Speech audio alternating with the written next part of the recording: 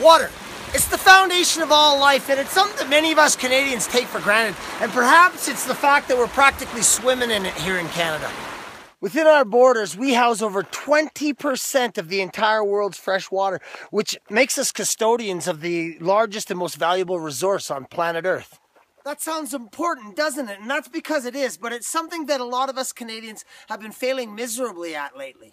You know, protecting our waters isn't a concept that's new to Canadians. As a man of Métis descent, I can tell you from the part of me that's been here since the world began that water was the sacred element, something that we looked after because it looked after us. And then the part of me that arrived here from Europe is going to tell you that we need to cherish and value our water because that's what we built a nation on, around and with. You know, the importance and the safety of our water was something that we felt so strongly about that we enshrined it in an act as early as 1882, an act that protected over 1 million lakes, rivers, and streams and our coastlines. But in 2012, the Harper government ushered in this omnibudget bill called C-38, which effectively gutted Canada's most important and vital environmental laws. That bill effectively reduced the scope of the old act to now include only 97 lakes, 62 rivers, and our seaboards. And that's something that I find quite shocking as a Canadian, and I'm sure there's many amongst you who do as well. So,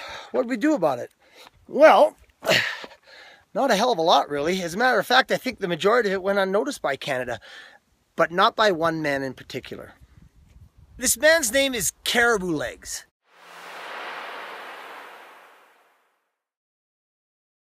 Caribou Legs. Caribou Legs is a member of the Gwich'in, one of Canada's most northerly indigenous people. And Caribou Legs isn't just flying into Ottawa to announce to them that he's angry about what they've done to the water, but he's going to run the message from Vancouver, 4,400 kilometers across this country, to Ottawa, all the while hoping to gain support from us Canadians along the way, because we should be concerned, just as concerned as a man who's willing to run 4,400 kilometers unsupported by himself so that you and I will have a better tomorrow.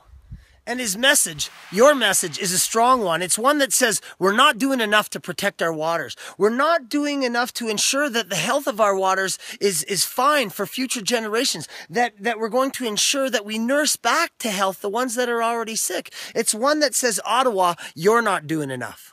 That's a pretty heavy burden to carry. So what is it that we can do as Canadians to help Caribou Legs lighten the load a little bit? Well, you could find him along his run and go for a run with him. He'd love that. Or you could tweet photos of your waterways, both protected and unprotected, at PM Harper, at Thomas Mulcair, at Justin Trudeau, at Elizabeth May. Don't forget to use the hashtags Pledge to Protect, hashtag Running Water, hashtag Caribou Legs. You could go to his GoFundMe page and help him out on this run across the country. And don't forget, 2015 is an election year. In October, let your vote be your voice. Let your voice say, you know what, Steve? We're done. You're done. As a matter of fact, you know what we could use? We could use a few more people like Caribou Legs.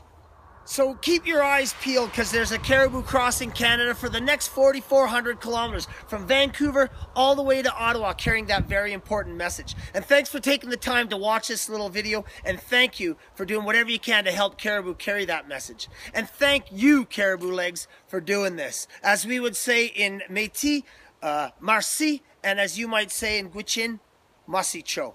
It's a good thing that you do.